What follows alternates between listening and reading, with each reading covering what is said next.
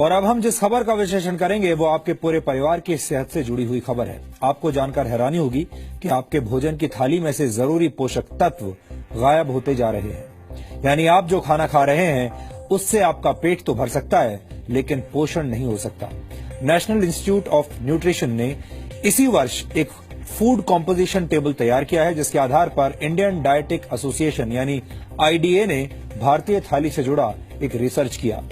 इस रिसर्च के मुताबिक पिछले 30 वर्षों से भारतीय भोजन की ताकत और उसके पोषक तत्व लगातार कम हो रहे हैं। आपने अक्सर बड़े बुजुर्गों को ये कहते हुए सुना होगा कि पुराने जमाने में भोजन की बात ही कुछ और हुआ करती थी। हर चीज शुद्ध होती थी और आपका खाना शरीर को लगता था। बड़े बुजुर्गों की ये बात अब सच साबित हो रही है। आईडीए का रिसर्च इस बात को भी साबित करता है कि 30 वर्ष पहले खाने में शुद्धता की गारंटी आज के मुकाबले कहीं ज्यादा थी। आईडीए के मुताबिक गेहूं में 9% कार्बोहाइड्रेट कम हो चुका है। इसके अलावा बाजरे में 8.5% कार्बोहाइड्रेट कम पाया गया है। पिछले 30 वर्षों में मूंग की दाल में आयरन कंटेंट 6.12% कम हो गया है, जबकि मसूर की दाल में प्रोटीन 10% कम पाया गया। प्रोटीन हमारे शरीर के लिए बहुत जरूरी पोषक तत्व है और इसकी कमी से कई तरह की बीमारियां होती हैं। आटे और दाल के बाद सबसे ज्यादा इस्तेमाल होने वाली सब्जियों को भी चेक कर लीजिए। नए जमाने के आलू में विटामिन बी, मैग्नीशियम और जिंक की मात्रा पहले से कम पाई गई है। टमाटर में विटामिन बी, आयरन और जिंक की मात्रा में 66 से 73% तक की कमी देखी गई। फलों की बात करें तो सेब में आयरन कंटेंट पहले के मुकाबले 60% कम हो चुका है। यानी लो हीमोग्लोबिन और एनीमिया से पीड़ित लोगों को सिर्फ सेब के भरोसे अब नहीं रहना चाहिए।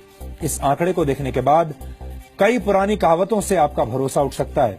अक्सर कहा जाता है an apple a day keeps the doctor away, यानी एक सेब हर रोज खाने से आप स्वस्थ रहते हैं और डॉक्टर से दूर रहते हैं। लेकिन इस दौर में ये कहावत भरोसा करने लायक नहीं रही, क्योंकि सेब के अंदर पोषक तत्व अब कम हो चुके हैं। आईडीए ने इस रिसर्च को तैयार करने में नेशनल इंस्टीट्यूट ऑफ न्यूट्रिशन के फूड कॉम्पोजिशन टेबल का इस्तेमाल किया है। एनआईएन ने 528 तरह के खाद्य पदार्थों में मौजूद 151 पोषक तत्वों की जांच की है। इस इंस्टीट्यूट ने 30 साल पहले भी एक फूड कॉम्पोजिशन टेबल तैयार किया था और उस समय के खाद्य पदार्थों में न्यूट्रिशनल वैल्यू आज की तुलना में काफी ज्यादा थी। एक्सपर्ट्स के मुताबिक खेतों में पैदावार बढ़ाने और फसल को बीमारियों से बचाने के लिए पेस्टिसाइड्स और खाद का ज्यादा इस्तेमाल किया जाता है और केमिकल के ज्यादा इस्तेमाल से भारत की मिट्टी में पोषक तत्व लगातार कम हो रहे हैं, जिसकी वजह से खेतों में उगने वाले अनाज, सब्जियों और फलों के पोषक तत्वों में भी गिरावट आ रही है।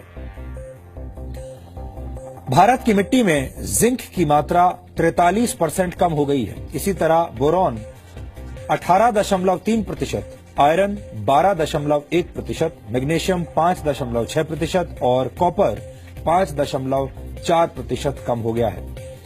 जाहिर है, जब फसल को पैदा करने वाले खेतों में ही पोषक तत्व कम होंगे तो खाने पीने की चीजों में न्यूट्रिशनल वैल्यू भी कम मिलेगी।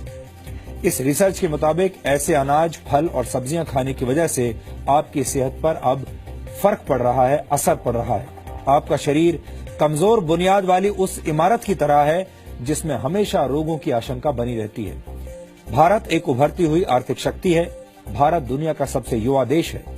एनएसएसओ के मुताबिक भारत की कुल जनसंख्या में 47 करोड़ से भी ज्यादा लोग कामकाजी हैं, लेकिन भारत धीरे धीरे बीमार और थके हुए लोगों का देश बनता जा रहा है।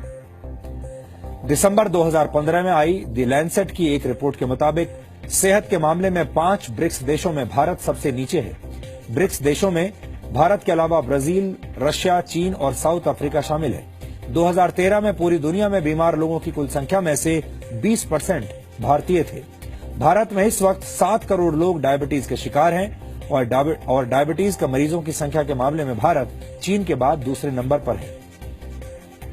वर्ल्ड कांग्रेस ऑफ कार्डियोलॉजी के मुताबिक सन 2020 तक भारत में होने वाली 40% मौतें दिल से संबंधित बीमारियों की वजह से होंगी। भारत में हर 10 में से एक व्यक्ति किडनी की बीमारी से पीड़ित है और ज्यादातर लोगों को इसका पता तब चलता है जब उनकी किडनी 60% तक बेकार हो चुकी होती है। ये सारी बातें सुनकर आप चिंतित जरूर हो रहे होंगे। आप सोच रहे होंगे कि एक तरफ भारत के लोग बीमार हो रहे हैं और दूसरी तरफ हमारे भोजन के अंदर मौजूद पोषक तत्व भी कम हो रहे हैं। ये एक तरह से दोहरी मार है। लेकिन इस विषय पर हमारा आज का वीडियो विश्लेषण देखने के बाद आपको थोड़ा लाभ जरूर मिलेगा और आप ये समझ जाएंगे कि मौजूदा दौर में शरीर में पोषक तत्वों की कमी को कैसे पूरा किया जा सकता है।